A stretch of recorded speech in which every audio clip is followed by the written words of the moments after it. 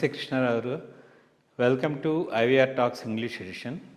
After this cockroach party agitation, Jantar Mantar and all that, this social media, the so-called social media, caught the youth by a very big, rapt attention, trying to post comments without using the brain and all that. In fact, if you look at the current situation in the world, Modi is held as a highly respectable leader, and also we know during this regime of his regime, he has taken India forward in many areas and many sectors. It was his determination.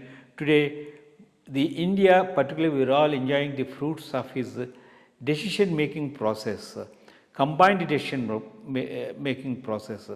So, such person is being taken to task by the different people by using various tools and others.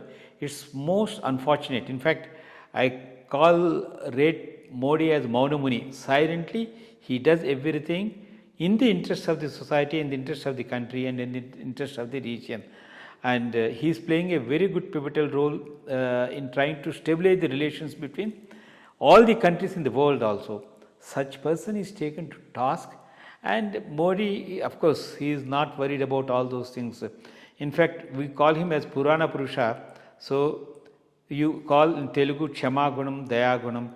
So, these things are there, are the traits in them, and he said, whatever people talk about that, I'll pardon them. This is the statement that is now going in a very big way into the social media and all that. And many people very badly commented. That's not only the people from alien countries, but also from the people within. So, what do you think the strategy taken by the Modi and his qualities? I don't think it's strategy, it's a genuine concern. Looks like that, the way he spoke about it. I mean, it's good that he took that decision.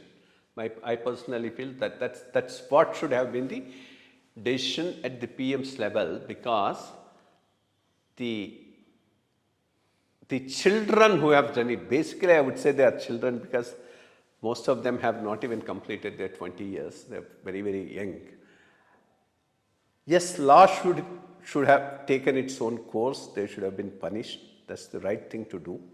But then in the broader picture, at the stature of the Prime Minister, the right thing to do is to excuse them and let them off, because what made them to do that type of a thing is something far more important than punishing them. In fact, that's where the real investigation should start, because most of these girls who did this are not from elitist background. They didn't have advantage of privileged colleges, privileged schools to go and then study there. If those were the girl, I can understand, because among them a lot of this leftist influence, left-leaning tendencies are there, and they can be very, very vocal and abusive about the right wing. That's quite a possibility. But most of these are very, very normal, small family, low income group girls whose parents are struggling to educate them. And mind it, none of the boys have done this. I mean, boys also are there in a huge number there, and none of them have made this type of derogatory, obnoxious remarks. It's only done by the girls.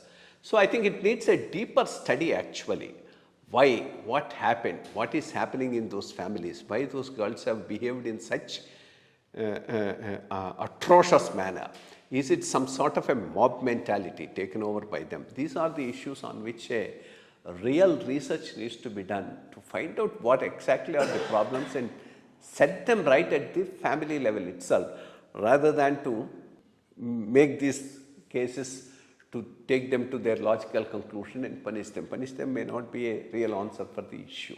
So I'm glad that Modi has done the right thing by pardoning them off and setting an excellent precedence. That's what I think about it. Thank you, sir. Thank you very much.